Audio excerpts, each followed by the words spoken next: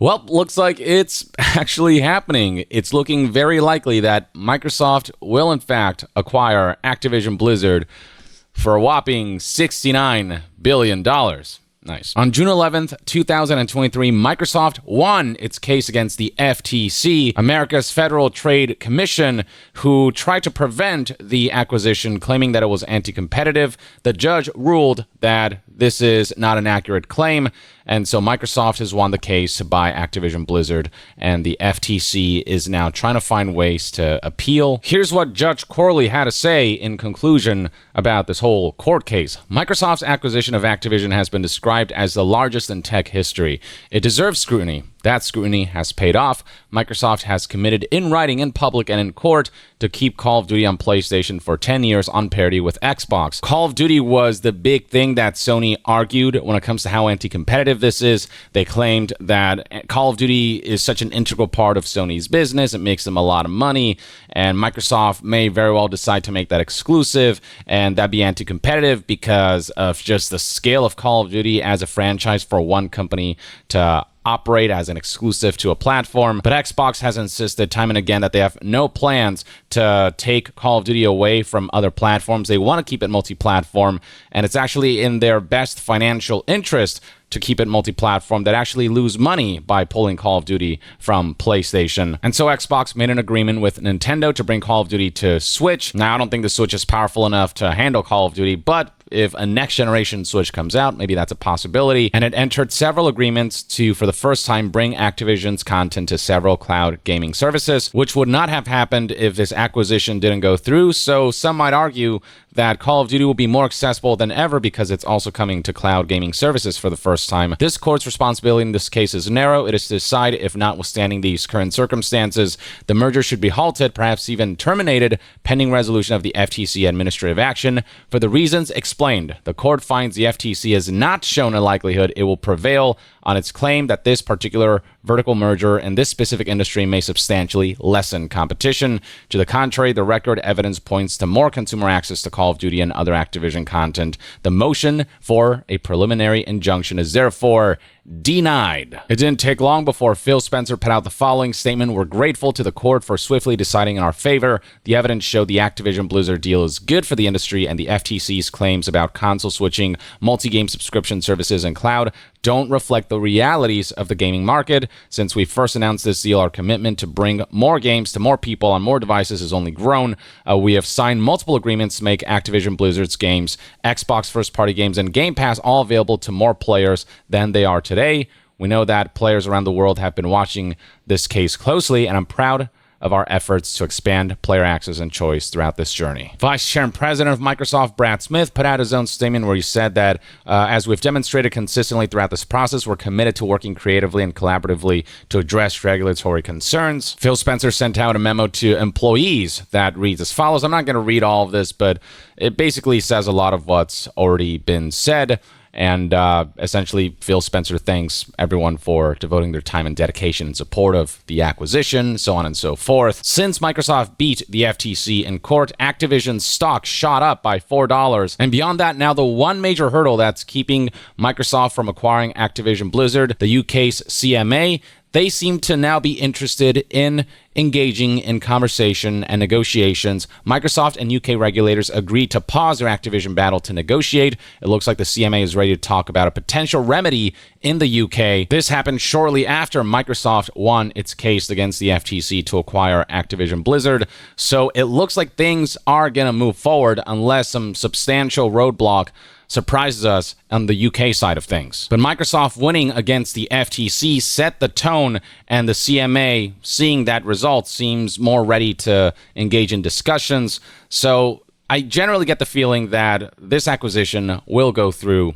in the not-so-distant future. In fact, reports suggest that based on recent developments and the new ruling, Xbox and Activision Blizzard could merge as early as this month. Microsoft did express some grievances about the way the CMA has been handling things, but said that they're willing to work with them. Here's what Brad Smith said: "After today's court decision in the US, our focus now turns back to the UK. While we ultimately disagree with the CMA's concerns, we are considering how the transaction might be modified in order to address those concerns in a way that is acceptable to the CMA. basically saying, we don't agree with the complaints that the CMA has levied against us, but we're going to try to meet them halfway, that is within reason. In order to prioritize work on these proposals, Microsoft and Activision have agreed with the CMA that a stay of the litigation in the UK would be in the public interest, and the parties have made a joint submission to the Competition Appeal Tribunal to this effect. All of that happened in one fell swoop on July 11th, a momentous day for Microsoft and Xbox, who have just been clawing their way through this acquisition that they thought would be much simpler,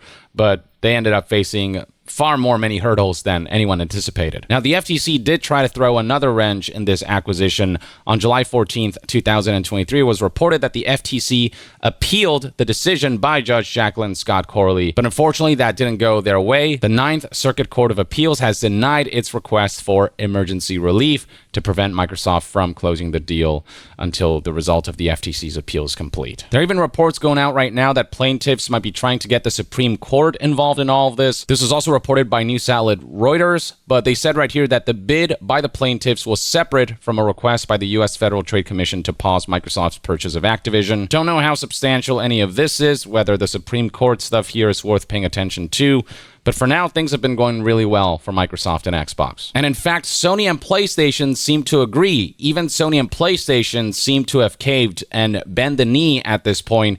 Even they see the writing on the wall that this deal will likely go through, because Phil Spencer announced on July 16th, 2023, that we're pleased to announce that Microsoft and PlayStation have signed a binding agreement to keep Call of Duty on PlayStation following the acquisition of Activision Blizzard. We look forward to a future where players globally have more choice to play their favorite games. Keep in mind that before all of this went to court, Microsoft and Xbox and Phil Spencer offered this 10-year deal to PlayStation to keep Call of Duty on PlayStation. This deal was also offered to Nintendo, which Nintendo signed, but PlayStation refused to do so, and they took all of this to court in an attempt to prevent the acquisition as a whole. But now that things aren't going their way, they decided, screw it, let's just sign the deal because it's better than nothing. The specifics of this contract and deal were further clarified by Tom Warren here, who reached out to Microsoft, and the company confirmed to The Verge that Sony's 10-year Call of Duty deal is limited to just Call of Duty. Microsoft originally offered to keep existing Activision console titles on Sony,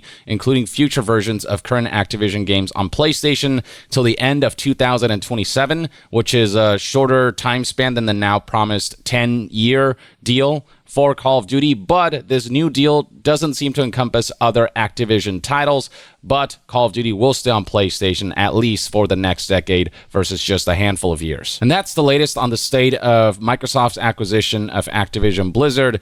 Right now, despite the struggles that were involved these past few months, things are starting to fall in place for Microsoft, and now it's a matter of essentially sorting things out with the UK, and then after that, they're in the clear. Speaking of being clear of negative situations, this brings us to the sponsor of today's video, Fume, a company dedicated to easing the transition of individuals reducing or stopping bad habits. This is an innovative, award-nominated device that imitates the motions and actions of bad habits while taking out all of the bad elements involving inhalation of unhealthy chemicals, instead offering delicious, naturally flavored air to replace the harmful substances.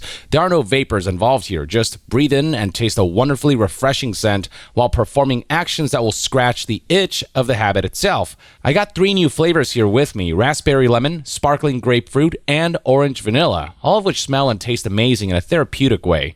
The raspberry lemon flavor in particular stood out to me, tasting like what I can best describe as a zesty fruit punch. Inserting the flavored core into the device was super quick and simple, and once I took a hit, the aroma immediately filled my mouth and nose in a really pleasant way. There was no coughing, no irritation, just air that smelled and tasted really freaking good and fresh, while again performing those fun motions that one might associate with the bad habit itself, minus the harmful elements. The device itself feels very premium with its combination of high-quality wood and metal, with magnets holding them together, and the metal part itself rotates to adjust the amount of airflow, and it's also a great way for fidgeters to keep their fingers busy. Switching to Fume is easy, enjoyable, and even fun, which is why over 100,000 customers have made the change with thousands of success stories, and there's no reason you can't be one of them. If breaking destructive habits is up your alley, you can pick up the Journey Pack today by heading to tryfume.com/yongye YONGYEAH, or scanning the QR code and use the code YONGYEAH to get 10% off when you get the Journey Pack today. That's tryfum.com and use the code YONGYEAH to save an additional 10% on your order today. Now, if you're curious about all the arguments that were made during the 5-day court proceeding between Microsoft and the FTC, there's this Verge article by Tom Warren. This is 11 pages long, and it documents every single major development that happened throughout those 5 days, and you can cycle through this. The first page is the latest development. The 11th last page is day one. And so this is a great account of everything that happened. Great coverage on the part of The Verge's Tom Warren. Now, if you want an abridged version of the court proceedings, here's an IGN article titled Xbox's Big Activision Blizzard FTC Trial, IGN's Complete Trial Recap, and the Verdict. I didn't get to cover the court proceedings all that much, so I want to do a brief rundown of what exactly transpired during the court case and why the judge made the deliberation that she did. So a lot of discussions revolved around Xbox's and Microsoft's past acquisitions, namely Xbox's 2021 acquisition of ZeniMax and the myriad titles from them that they've now kept exclusive, including Redfall and Starfield. And the FTC questioned whether, given the exclusivity of those games, whether Microsoft would commit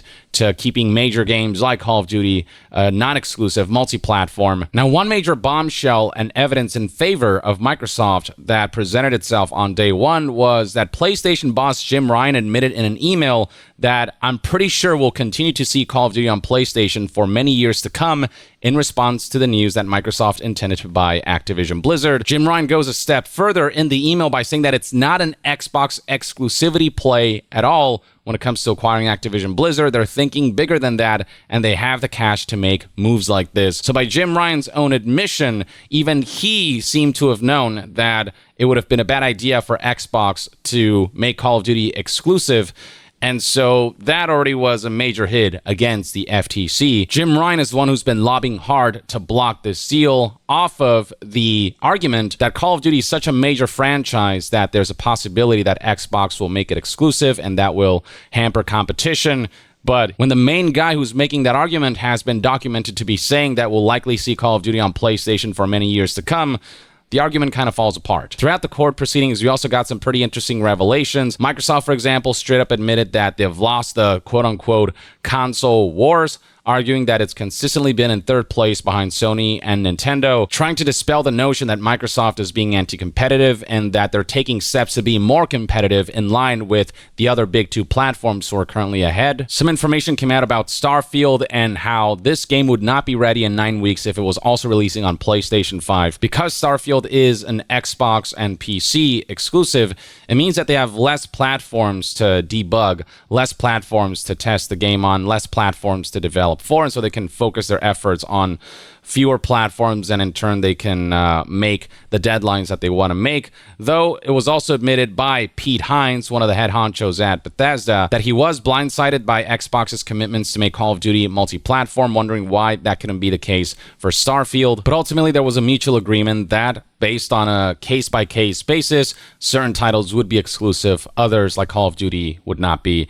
Call of Duty especially being this massive multiplayer franchise, similar to Minecraft and how that's been kept multi-platform. There were also more revelations of titles that were once intended to come out on PlayStation 5 going exclusive, like Machine Games' Indiana Jones game, Machine Games being a Bethesda subsidiary that is now an Xbox and PC exclusive Indiana Jones AAA game. We also got glimpses into behind-the-scenes goings-ons that we wouldn't have known otherwise without this court case, like how Bobby Kotick, in the lead-up to the launch of Xbox Series X and S, demanded bigger revenue share to put Call of Duty on Xbox platforms. So greater revenue split than the 70-30 that is industry standards.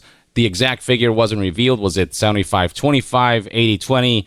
Regardless, Xbox did agree to this deal, and the FTC tried to use that as an argument that Call of Duty is so essential that even Microsoft knew it and agreed to such a deal. even though it was not within industry norms. Sarah Bond responded by saying that time was just really limited, and they knew that they needed Call of Duty on Xbox to remain competitive with PlayStation, given that PlayStation is the market leader. So those are the big points from day one. That brings us to day two. It was confirmed that once upon a time, Microsoft was thinking about buying Zynga before Take-Two acquired the company. Zynga being a company that specializes in mobile games. The strategy here on the part of the FTC seems to have been to unearth as many attempted acquisitions on the part of Microsoft as possible to show just how Microsoft wants to absorb all of these different companies and want to be anti-competitive. That seems to be the argument that the FTC is going for. It was also highlighted how a PlayStation 5 version of Minecraft seems to be strangely absent, which raised questions about whether Microsoft can stick to commitments on keeping certain games multi-platform, certain big multiplayer games like Minecraft. But Phil Spencer said that the reason that there's no PlayStation 5 version is that Sony didn't send Microsoft development kits, so they couldn't develop the PlayStation 5 version of Minecraft. Phil Spencer argued that this is not some indication that Microsoft is slowly backpedaling on their multi-platform commitments. It's just a circumstance where Sony didn't provide Microsoft the tools for them to be able to make a PlayStation 5 version. From there, questions were raised about whether big upcoming games like Elder Scrolls 6 will be coming to PlayStation, which is something that has yet to be decided. But it was also noted that Elder Scrolls 6 is still many, many years away, at least 5 years away. Phil Spencer also brought up the argument that there was a point in time where Starfield could have been a PlayStation exclusive. This is in retort to all of the questions surrounding exclusivity for games like Starfield and Elder Scrolls 6. At one point, there were fears within Microsoft that Starfield was going to be a PlayStation exclusive, following exclusivity agreements for Ghostwire Tokyo and Deathloop, both Bethesda-published titles, which is in part why Microsoft swooped in to buy ZeniMax, because such a loss would put them even more behind than they already were in competition with Sony. Last but not least, Phil Spencer said he'll do anything to prove that there are no plans to keep Call of Duty from being multi-platform, to keep Call of Duty away from PlayStation. I will raise my hand. I'll do whatever it takes. We have no plan. I'm making a commitment standing here that we will not pull Call of Duty. It is my testimony from PlayStation. Then came day three, where Jim Ryan further deconstructed his own arguments. PlayStation boss Jim Ryan himself admitted that Starfield Xbox exclusivity is not anti-competitive, so all those questions about Elder Scrolls 6 and Starfield being exclusives, suddenly all of that falls apart, because even Jim Ryan's like, actually, that's okay. This was Jim Ryan appearing in court, taking the stand, and straight up stating this. He didn't like that Starfield was exclusive, but he did add that he doesn't believe this to be anti-competitive. His concerns reside more with Call of Duty, because Call of Duty makes PlayStation so much freaking money. Jim Ryan also tried to smear Xbox Game Pass a little. One of the benefits that Microsoft presents with acquisitions is that all these games will come to Game Pass on day one for a low monthly fee, very accessible to many players. Jim Ryan says that many publishers believe Xbox Game Pass is value destructive, that generally publishers are not on board with this business model. But as far as day three goes, those were the most eventful bits of information that came out, which finally brings us to day four, which revealed other potential acquisitions that Microsoft was considering, including Square Enix alongside Sega on top of Zynga. Some of these were rumored in the past. Square Enix in particular, Final Fantasy has been a PlayStation exclusive, or has favored PlayStation for so long, and with Microsoft wanting to make a dent in the Japanese market, it makes sense that they'd go for companies like Square Enix and Sega. Although we know now, of course, that hasn't panned out. Beyond that, day four proved to be a day of leaks. Some documentation that wasn't meant to be made public were accidentally made public. And so we got revelations like how The Last of Us Part 2 and Horizon Forbidden West's budgets were in line with over $200 million to produce, which is insane how big these budgets are getting.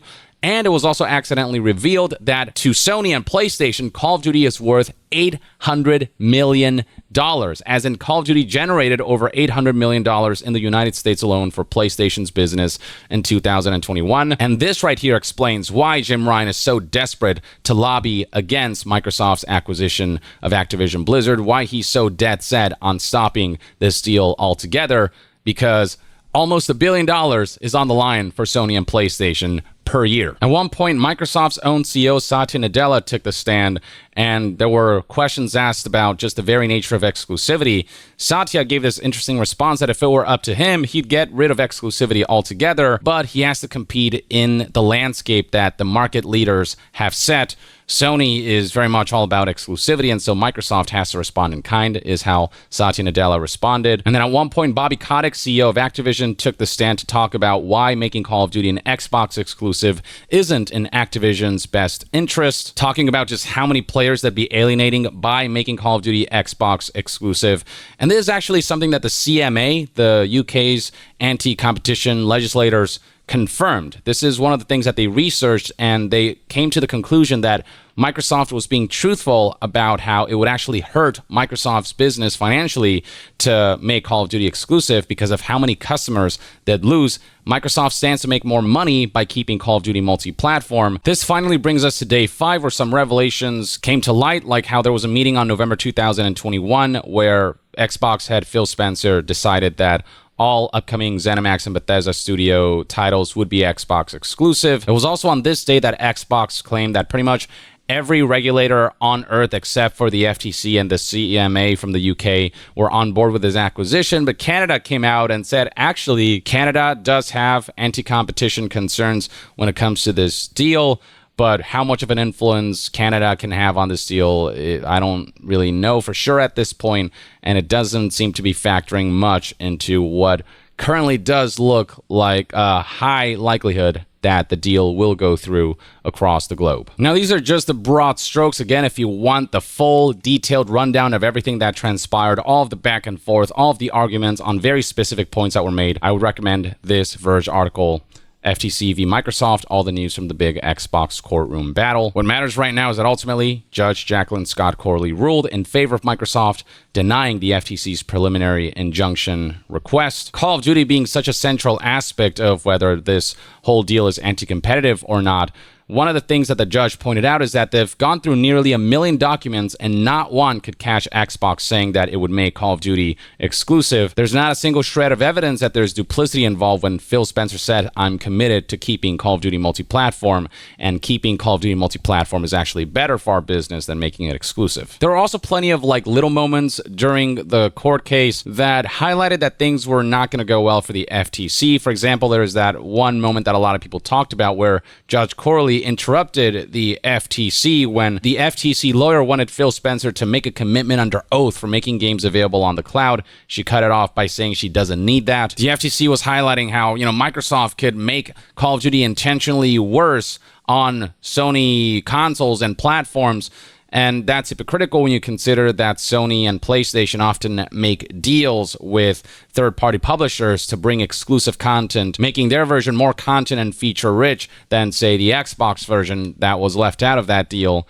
So there's just a lot of little nuanced things that you can find if you sift through the entire court case that highlights that while, the FTC did present aspects of Microsoft being aggressive about acquisitions, ultimately, when it comes to the argument of Call of Duty and that being the central element of this case and the notion that this could be anti-competitive, just the FTC didn't have enough evidence to present, and a lot of it was just circumstantial evidence. Stephen Totilo here actually provides a detailed breakdown of the judge's deliberation, and the main thing is that the FTC failed to convince the judge that Microsoft acquisition was likely to pull Call of Duty from PlayStation or substantially lessen competition in game library subscription and cloud markets. Here's also the exact quote surrounding the 1 million documents that they went through and no evidence being found that Microsoft is secretly planning to make Call of Duty exclusive. Despite extensive discovery, including nearly 1 million documents and 30 depositions, the FTC has not identified a single document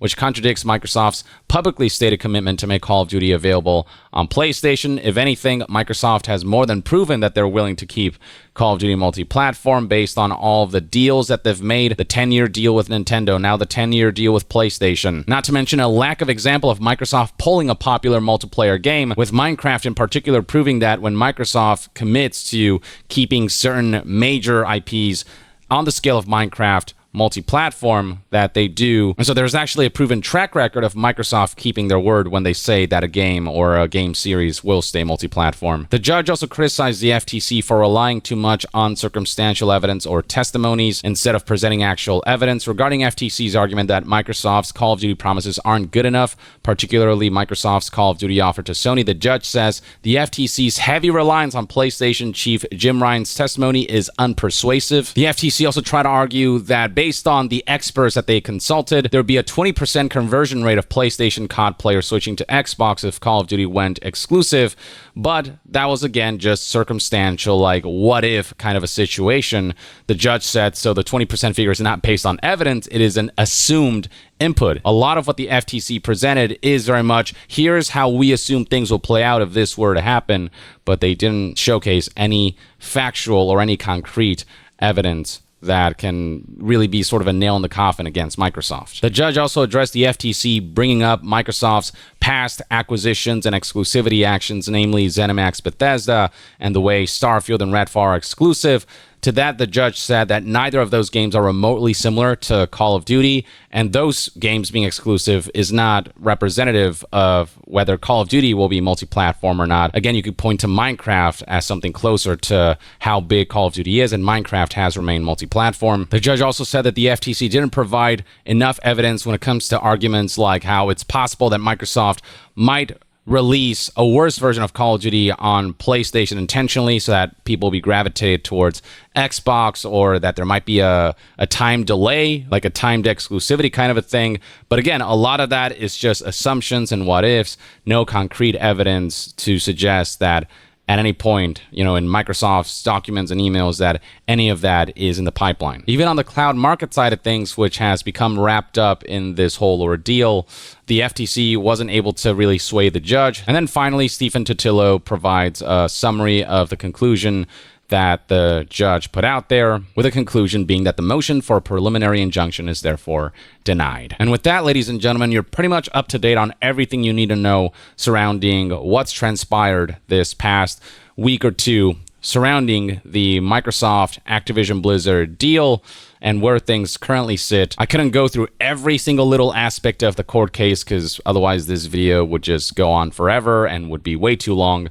But in terms of the basic facts that you need to know about to have a basic idea of where things currently stand, I'd say that this is a good place to end it.